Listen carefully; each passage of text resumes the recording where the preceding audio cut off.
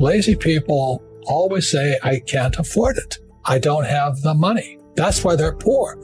They have a poor mindset. So instead of figuring out how to raise money, it's just really easy to be a loser. And I call them losers. It pisses them off because we all have the power, if we wanted to not be poor if we learned how to raise money. So I hear, and the reason I get upset, I still get hot on this. My poor dad, my PhD father, he always said to me, he says, I'd be a rich man if I didn't have you kids. And I said, well, Dad, not my fault you had kids. I just can't afford it because I have kids.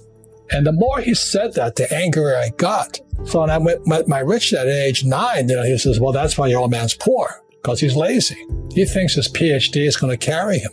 He says, everybody can say, I don't have money, I can't afford it. He says, that's why he's poor. He's lazy. But my father kept going back to school, Stanford, University of Chicago, Northwestern.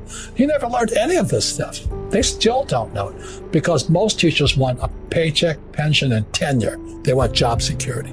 So the mindset is different. And that's what they teach the kid. So the reason I say only lazy people use their own money is because it takes much more intelligence to raise capital. And so I've never been able, ever since my rich dad, as a little boy, my rich dad forbade me from ever saying, I can't afford it.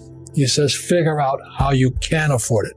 How can you do something? Figure out how you can do something. So over my lifetime, most of the projects I've started, I've never had any money. I like not having money because it forces me to think. I get creative. I have to educate myself. I have to talk to rich guys. Hey, how'd you do this? How'd you do that? How'd you do that? And what has happened to me, I just turned 72.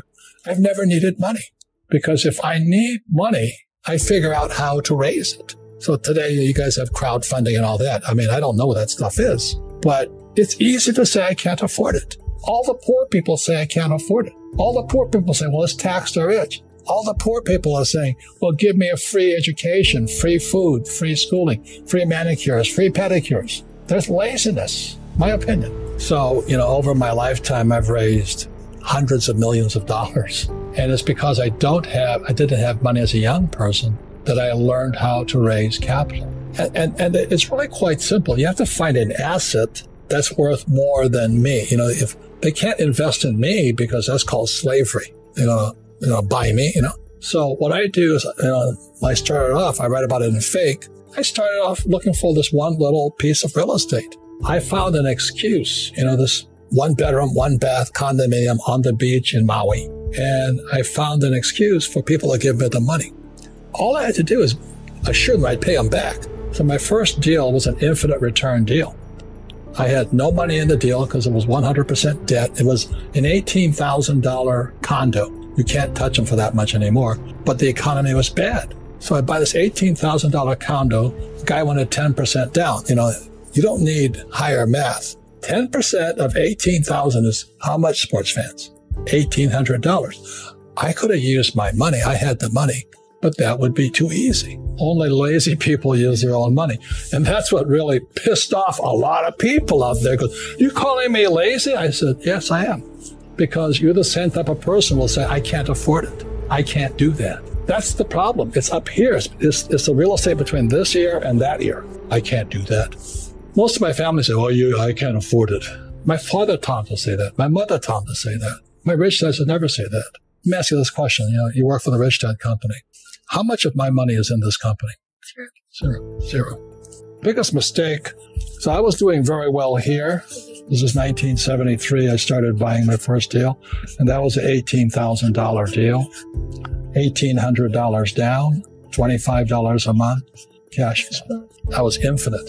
So then I kept doing that. I had a lot of property, and then I decided I'd go here. So my first business was a nylon and Velcro surfer wallet business, and it didn't sell. So, everybody knows what those wallets are today, but back then, this is 1974 or 5. Yeah. 75. They didn't know what the wallets were. So we were going broke really fast. We bought 100,000 of these wallets in Korea. We shipped it to our warehouse in Long Island, and we were borrowing money from our investors. So we raised about $600,000 to get this little goofy wallet business up. So we were in serious trouble. I owed my father about $200,000. My rich dad was laughing at me. We were going broke so quickly because we couldn't move the wallets, 100,000 of them. They were sitting in this bonded warehouse on Long Island, and nobody would buy them from us. So then the good thing about stupidity, there it is, makes you smarter. So I started thinking. We started thinking. So what's wrong? And I said, what was happening in the world at that time? All the baby boomers were fat, so they had to start running. So jogging was coming online, and nobody jogged before because, so these guys are all jogging. And then we're reading the paper. We're sitting in Honolulu going broke fast. And we're reading the paper. This jogger went to Golden Gate Park in San Francisco and was jogging around the park. And what the jogger did was he had no place to put his car key. So what did they do? He puts it on the front tire of his car and goes for a jog around the park. So we're reading this newspaper, and voila, when he comes back to his car, the car wasn't there. Oh, gosh. So the guy says, they stole my car. Oh, my goodness. And so the question was on the headline of the newspaper article, what does a jogger do with their key? And so we sat there and said, oh, my God, a problem. So with that, I designed the shoe pocket, and you can see this picture right here. It's Playboy magazine. I mean, she's a nice-looking young model with nothing on but a shoe pocket. But anyway, so we were going broke so fast by then. But when that picture hit Playboy, suddenly we were geniuses. And everybody started throwing their money at us. And all these products, our wallets were selling, our shoe pockets were selling, investors were happy, and the sales went through the roof.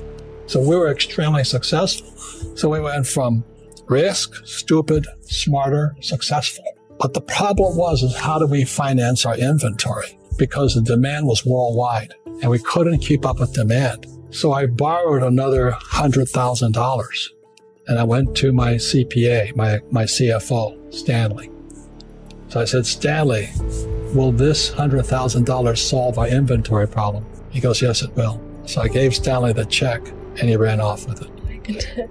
I had no signed documentation. I turned it over to him. He said I owed him the money. So that was one of my first, 6-figure, 7-figure mistakes. Well, number one is investing. Invest in what you love. I love business. I love real estate. I mean, I really love it. I own this building here. And I love gold and silver. So I invest in what I love. Most people say, do what you love, but I rather invest in what I love. But I love being an entrepreneur. I love investing. It's like Shark Tank to me. I'm always looking at new businesses, new deals. It's just a game like this. When you look at the financial statement, that's like a scorecard. It's like your golf scorecard is your financial statement. But as you know, our schools teach us nothing about financial statements. But it goes back to the original question. Why did I say only lazy people use their own money? Because lazy people always say, I can't afford it. I can't do it. It's easy to say that. And that's why they're poor.